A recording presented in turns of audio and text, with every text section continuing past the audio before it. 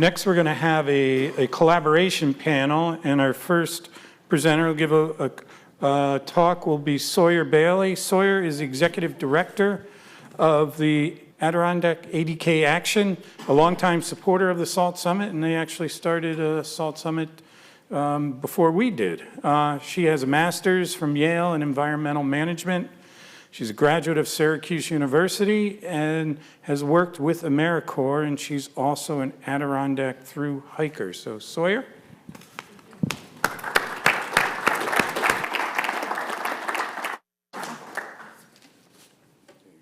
Thank you so much, Chris. Hi, everybody. Thank you so much for coming out today. As Chris mentioned, my name is Sawyer Bailey. I've been the executive director of a nonprofit based in the Adirondacks called Adk Action for almost 4 years. And what we do is really in our name. We take action trying to solve problems that affect real people and real landscapes every day. Road salt and road salt pollution was an issue that led to our founding about 15 years ago, and it's one we're clearly still at work on, but we've made a ton of progress with the folks in this room, so I'm so happy to be here to celebrate the work that you are all doing. This is a workshop from our Clean Water Safe Roads Network. It's a similar kind of a program that Allison described with Wisonsin Salt Wise, so I'm thrilled that Allison went first because what she described is the best in the business, and that is what we're striving towards here. So way back 15 years ago, Adk Action worked with other experts to try to sound the alarm on road salt pollution, to gather a body of evidence and people who really cared about this issue who could spotlight it. Together we built interagency coalitions, tried to bring attention to this in Albany, and we've made a lot of progress, like I said, and it's because we've taken a multifaceted approach to this. We have tried to show that road salt is a problem that we can solve. There's a lot of problems out there that we can't solve or are really challenging to solve, but this is one that we can fix, and that's really empowering. What we have tried to do in the Adirondacks is take the model that's worked so well in Lake George and apply that park-wide. We have worked with those who are most interested and able to take action on road salt, particularly at the county and the municipal level. We've worked with champions by engaging Phil and Rob with WIT advisors to gather a cohort of municipal, DPW and highway folks, some county folks, some private contractors like Marie and Fireside Wood to help give them the knowledge, the tools, and the equipment to make a difference on road salt pollution and to try to cut their use of salt and sand by 50%, and yes, save them a lot of time and a ton of money, as Allison said. We have been at this for 4 winters now, and we've seen participation grow markedly every year. We're now working with 30 different crews, and I think we can get up to 50 this year based on the expertise that Phil and Rob bring to this. At the same time, we want to make sure that they have access to the equipment and technology that can really speed up their progress. So we've been able to leverage a grant from the Lake Champlain Basin program to help get our participants some access to cameras, to spreaders, to cooperative brine makers, so we can try to spread this as quickly as possible. And we want to make sure that when the trucks go by, they get a wave from a neighbor and not a middle finger. So what we're trying to do is build support in the towns that are doing great work with salt reduction. And we did that through a public outreach campaign called Don't Be Salty. Don't be salty, but you can brine about it. I think that's what AJ Smith at DEC says. And we've tried to make this lighthearted. We've got a Brine Baby Brine sticker. We've got to be part of the solution. And we realize that we're trying to build support for this in the Adirondacks, but it is a statewide issue. So we're thrilled that this winter the New York State DEC and DOT are taking Don't Be Salty ADK and making it Don't Be Salty New York State. So this will go out everywhere, and you can get some of those materials out in the other room. We're also taking the incredible strides that our towns are making and bringing them to legislators in Albany with our Adirondack-wide coalition, many of whom are advocates here in the room today, to try to spotlight the fact that we can take practical action towards this based on the interest and motivation of our legislators. How many of us would wear a seatbelt if it was legal not to? If the car didn't beep at you all the time? If you had to install the seatbelt yourself? We don't think about it anymore. We've changed those expectations based on changing the law. And we can do the same thing with road salt, and we can make sure that it's easier to change practices. It's easier to build support from the public. We think there's a lot of things that can be done that are no-cost solutions and can make sure that our overtime is protected with our departments, that our safe roads are protected with departments. I'm excited to talk more about what other states are doing because there's a lot of opportunity here. I will pause here and just say that if you would like to be involved in the Clean Water Safe Roads Network, I hope you come talk to us. All right.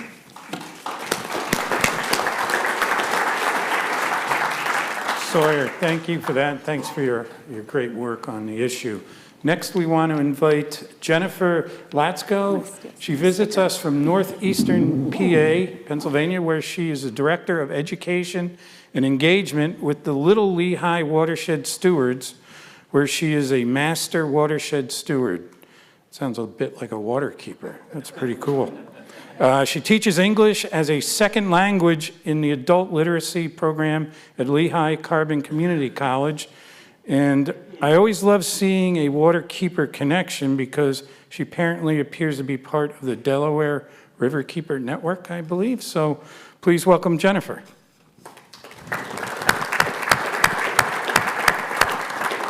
And after that, we will have a panel. So if you've got some questions, think about those for our panelists. So there you go. Okay, well, good morning, everybody, and thank you, Chris, for inviting me to be here today. So as Chris mentioned, I'm a Master Watershed Steward. Just to enlighten you a little bit on what that means is it's a program that was put together by Penn State University 10 years ago. And it's a special training program that you can take all about watersheds and, conservation. And we have the support of Penn State University when we go out and we speak to different people about different things. So that's the program I'm a part of. So I'm from near Allentown, Pennsylvania, if you're familiar with that, is the Lehigh Valley. And I'm actually a member of the Little Lehigh Watershed Stewards. We protect the Little Lehigh watershed, which runs to the west of Allentown and is composed of the Little Lehigh and the Jordan Creeks. And our group are all volunteers, mostly Master Watershed Stewards, but we actually welcome anybody who's interested in helping us with that. We do stream cleanups, we do a lot of tree planting, we do restoration projects, and a lot of public education as well. So 2 years ago, we had two conferences that took place, and at both of those conferences, people spoke a lot about the issue of road salt pollution. And we became concerned about this. So in our area, we decided to actually examine what's going on in our watershed. And near to Philadelphia, there is an organization called Stroud Water Research who helped us put together a study that we did in the summer of 2023. And what we did was we studied chloride levels in the Little Lehigh and also conductivity. We did this, the first year we did 45 sites, and we did this in the summertime to show what the levels are when the streams are at base flow. That's at times when the streams are at their lowest, when it hasn't rained for a few days. And they're just being, in Pennsylvania, our streams are gaining streams, so they're fed by the groundwater. So if you study those levels at those times, it shows actually how much chloride has gone down into the groundwater. And we did that with our volunteers in a 3-hour period, okay? We studied 45 sites, and the next year we did it again, but we added the Jordan Creek, so that year we did 90 sites. And we did sites up in the mountains around the area, then in agricultural areas, and then coming into Allentown, we have some sites with warehouses, industrial areas, and then we have the urban area of Allentown. This map is a little bit small, but basically what we found was the outlying areas, as we expected, had pretty low levels. And then as you came in closer to Allentown, the levels got higher and higher. And we also found some high spots near to the warehouse district, which is also what we expected. So that told us that we've got elevated levels of chloride. The number that we're looking at is 50 milligrams a liter, which has been shown by researchers to be the number which is problematic for the macroinvertebrates, who are the tiny little creatures, little bugs that live in the bottoms of the streams. Those creatures are like the canaries in the coal mine. If the levels are high, then they die, and that indicates poor water quality. So anything above 50 milligrams is problematic because they're at the base of the food chain, and everything depends on them. So we have a pretty good relationship with our local water authority, and they take their water in down in Allentown from the Little Lehigh. And we contacted them and we said, do you guys by any chance test the chloride in the water that you take in? And they said, oh yeah, we do. And we've got the numbers for the past 21 years. So they sent us these numbers. And when the guy sent it to us, he said, there does appear to be a trend. So we put it in and we graphed it, and this is what we found. You can see a very, very steady trend over the last 21 years. And in fact, during that time, it's more than doubled. And for the past 11 years, if you see that red line on there, that's that 50 milligrams a liter. It has been over that level now consistently for the past 11 years, which really shows that we have an issue, okay, in our area. And it's just building up, building up, and building up. So anyway, members of our group, when we first did this study, they said to me, we'll study our water, but you have to tell us what you're going to do with these numbers. Because they've studied water, people have come and asked, for water samples before, and nothing ever really happened. So I made a promise to them that we would follow up and we would take action on this. And what we did was we started looking around to see what we could find. And there was masses and masses of information about this. And in all honesty, it was a bit overwhelming at first. Everybody's got websites and everything, and we were just like amazed. And we started reaching out to different organizations. We reached out to Allison. We reached out to Chris here at Lake George. We reached out to different organizations and found a lot of information, and as I say, very overwhelming. And the other thing that we found out was that in Pennsylvania, there are people who have been studying this, but everybody's been doing it kind of in isolation, and there was nothing very cooperative going on statewide. So what we decided to do was to actually start up something statewide so we could all work together, okay? And so what we did was we spoke to the Pennsylvania Organization of Watersheds and Rivers, Tally MacArthur there, very kindly helped us put together what's called a conversation cafe. And that was at the beginning of this year. This is a very new project that we're talking about. This is back in January. And with the aim of starting up a working group in Pennsylvania. And we've since succeeded in doing that. Let me see my next slide here. We're actually calling our group Pennsylvania Road Salt Action. We put that word in action because we are really doing something about this, taking action. And we now have in our group over 60 members and it's formed of professional people. We have in our group, let me think, we have Delaware River Basin Commission, Susquehanna River Basin Commission, we have Power, we have I'm trying to think who else we have. Oh, I've got the list here. Isaac Walton League. We've got Philadelphia Water Authority, Pittsburgh Water Authority, Lehigh Water Authority, etc. A lot of professionals. And we also have a lot of volunteers from Master Watershed Steward program. And we've also brought in Trout Unlimited to help us with this too, because this is a big issue for trout fishermen as well. And we meet monthly via Zoom. These are the goals that we have. So the group was started by Mary Rooney and I. Oh wait, no, it's not gone on. Is that it? Oh, there we go. First of all, we're developing a network of what we call advocacy partners. These are groups and individuals who want to advocate locally on road salt reduction. groups like local watershed associations or any other kind of concerned citizens. And we are also looking for these people to participate in calls to action about legislation.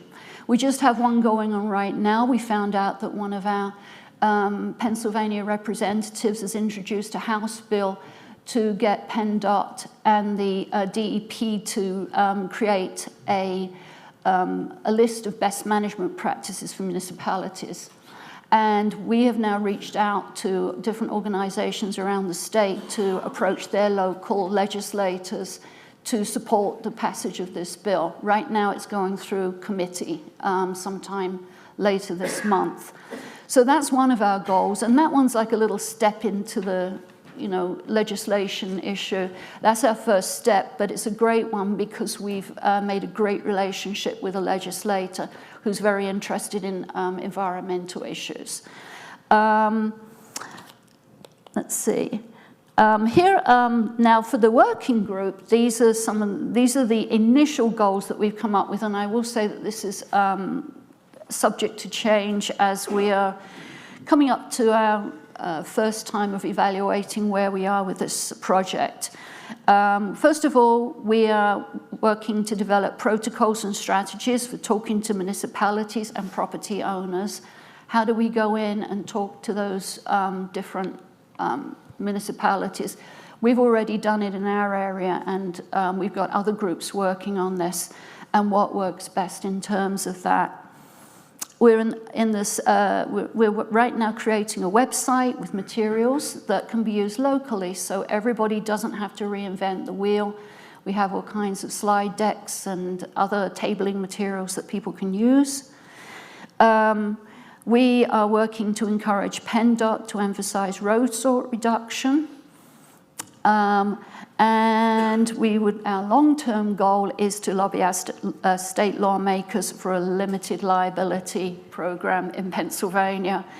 Pennsylvania is a little bit behind other states, so we know that that's a long-term goal, but we're like watching what's going on with other states around us, and that is also our dream for Pennsylvania. And we also are looking to find sources of grant money, like other people have talked about, for equipment and upgrades here in Pennsylvania. So, okay, I think I've gone on to the next one. So that's everything. Very nice to meet you all today. Okay, thank you. Thank you, Jennifer. Have a seat. And we were going to open it up for some questions if people had that regarding their work on collaboration.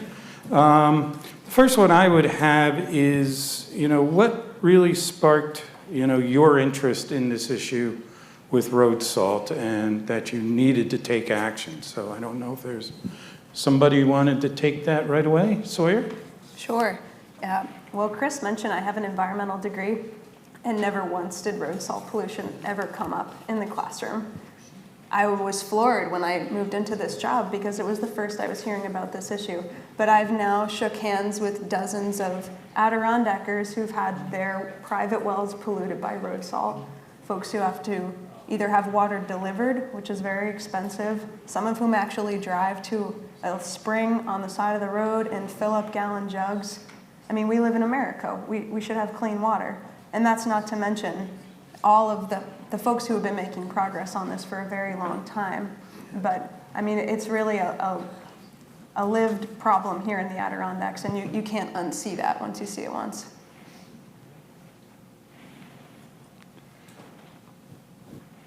Any questions? I got a few.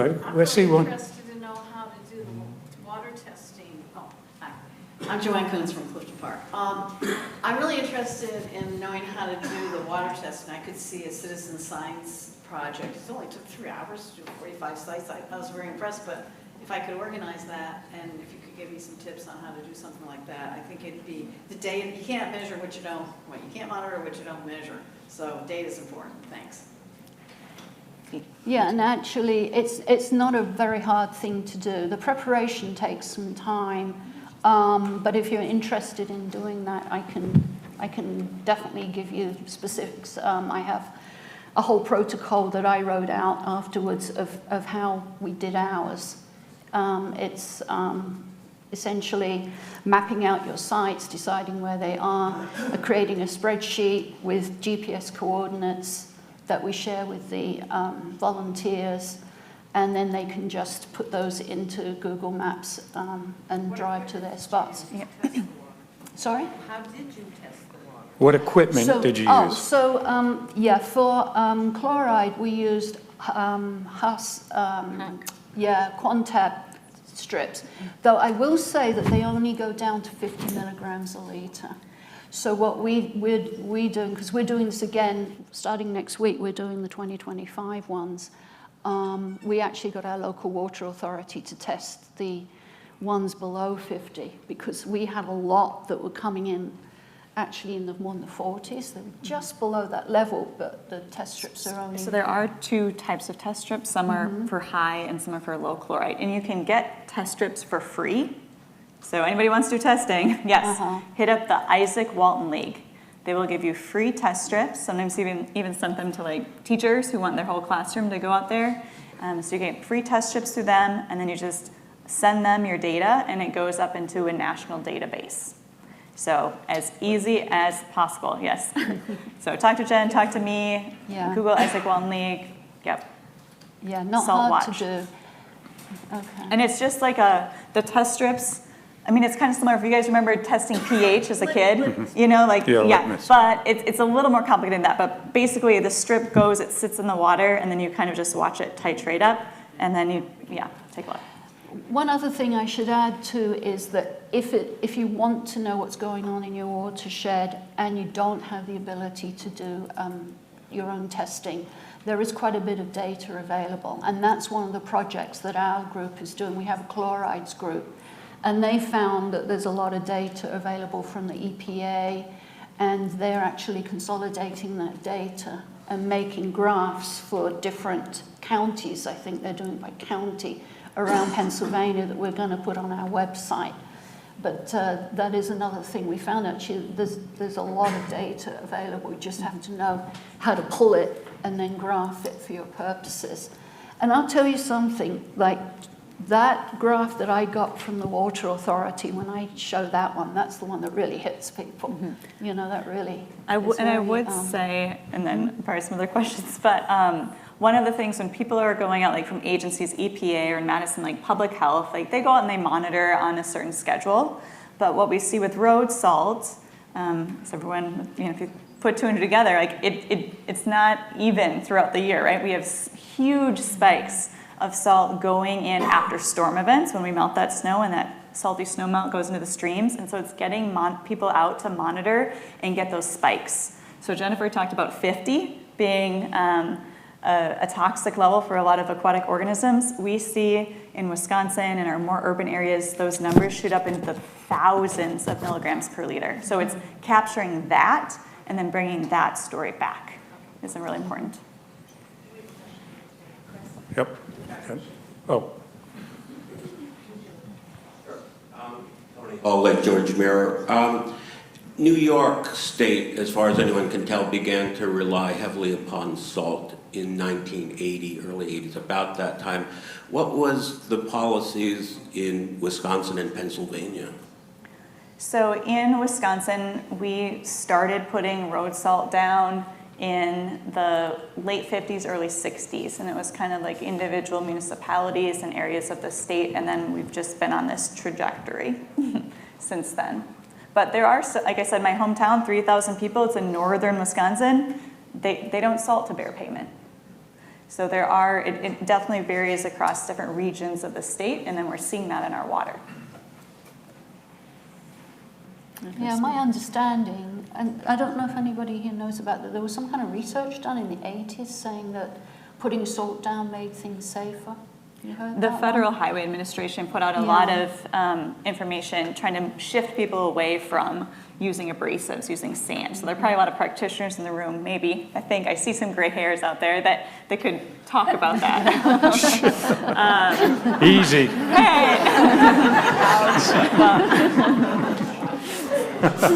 We have a question? Yeah. Well, we have a gentleman over here. People laugh. Yes, Gib Kirkham in the Blue Mountain Lake Association Water Watch Committee. Allison, I was really appreciative of your work with students. You know, the next generation of practitioners and people that are concerned about the environment are currently in grade school, and working with them I think is fantastic. So I'm interested, Sawyer and Jennifer, on what kind of efforts you've done there, and then I've got a follow-on question if it'd be okay. Yeah, thank you for being here. I'm a former resident of Blue Mountain Lake. You saw our stickers, a lot of those are geared at children, and we too have done a lot of tabling where we have kids' activities around salt, and if you bring the kids, you bring the parents, so you can talk to them at the same time about this issue. We're just starting to think about how we can collaborate with educators. I think that there's a number of really strong education-based organizations here in the park, and a lot of ways you can spread curriculum out to teachers. So it's something that we'd like to think more about. Perhaps we can talk more after this, but would love to hear what you're seeing in Pennsylvania. Yeah, and our group, as you heard, is really very new right now. My background is education, so that's something that I have a long-term goal, but it's you know, it's definitely very necessary, because one of the biggest things that we hear everywhere, you know, when we talk to everybody, is just public expectations, and you know that starts with kids learning as they grow up. They can encourage their parents, etc., to use best management practices. So it's definitely a goal of ours. And I would add, like, in addition to the curriculum that we have for teachers, we've seen a lot of success with different municipalities. So back to the public works staff, in case don't have enough to do, but we've seen communities like Stevens Point, River Falls go out to different elementary schools, and every single elementary, you know, like third grade classroom will come out and get a little tour. And it's not just the snowplow, it's the garbage truck, you know, it's the fire truck. But then as a part of that plow demonstration, kids see it's a 5-gallon bucket of water gets polluted with every teaspoon of salt, right? It's kind of staggering when we think about the tons we're putting down, but I'd like to reverse that. So, you know, every teaspoon of salt we don't put down this winter, we're protecting 5 gallons of water. And then a big part of that too, explaining brine to those kids, right? Because there's a lot of misconceptions around brine. And I would also say that we've got a resource that is a little activity book for kids that can go out to public libraries, and that's something that can be editable. You can put your own logos on it. That's up on the Winter Salt Week website. So free resource there. That's great.